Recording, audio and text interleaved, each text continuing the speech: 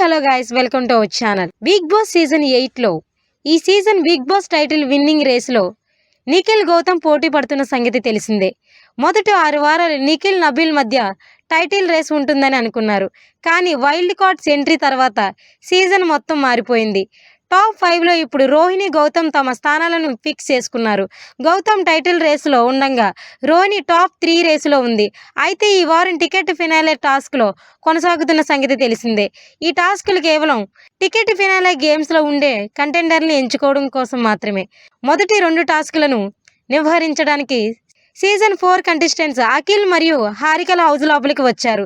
వీరిద్దరూ సంచాలకులుగా వ్యవహరించగా 2 టాస్కుల్లో రోహిణి విజయం సాధించి కంటెండర్ అయింది. అయితే రోహిణి విజయం సాధించేందుకు హౌస్ మేట్స్ అందరూ కూడా సహకరించారు. ఆమెకు అనేక విధాలుగా సలహాలు ఇస్తూ ఉత్సాహం పరిచారు. కానీ గౌతమ్కి మాత్రం కేవలం ఒక నిఖిల్ తప్ప ఎవరు ప్రోత్సహించలేదు. 2 టాస్కుల్లోని నిఖిల్ గౌతమ్కి సహాయం అందించాడు. గౌతమ్కి నిఖిల్కి మధ్య నిన్న మొన్నటి వరకు కేవలం గొడవలు జరగడం మాత్రం మనమంతా చూసాము. కానీ ఈ వారం టికెట్ ఫినాలే టాస్క్లో గౌతమ్కి నిఖిల్ సహకారం అందించడం అందరినీ ఆశ్చర్యానికి గురి చేసింది. నిఖిల్ కేవలం గౌతమ్కి మాత్రమే కాదు, హౌస్ లో ఉన్న ప్రతి ఒక్కరిని తన వంతుగా సలహాలు ఇస్తూ వచ్చాడు. ఒక విన్నర్ కి ఉండాల్సిన లక్ష్యం ఇదే. నిఖిల్ చేసిన పనికి సోషల్ మీడియాలో ఆయన పైన ప్రశంసల వర్షం కురిపిస్తుంది. అయితే ఈ టాస్క్ లో గౌతమ్ కూడా చాలా బాగా ఆడాడు. 2 టాస్క్లోనూ గౌతమ్కి అదృష్టం కలిసి రాక 2వ స్థానంలోకి వచ్చాడు. రోహిణితో సమానంగానే ఆయన ఆడాడు.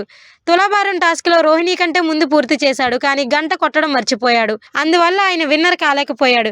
రేపటి నుండి జరగబోయే టాస్క్లో ఎలా ఆడబోతున్నాడని చూడాలి.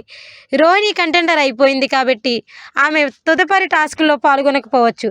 ఇక మరికొన్ని వీడియోస్ కోసం అప్డేట్ చేసుకోండి our channel. Please subscribe our YouTube channel.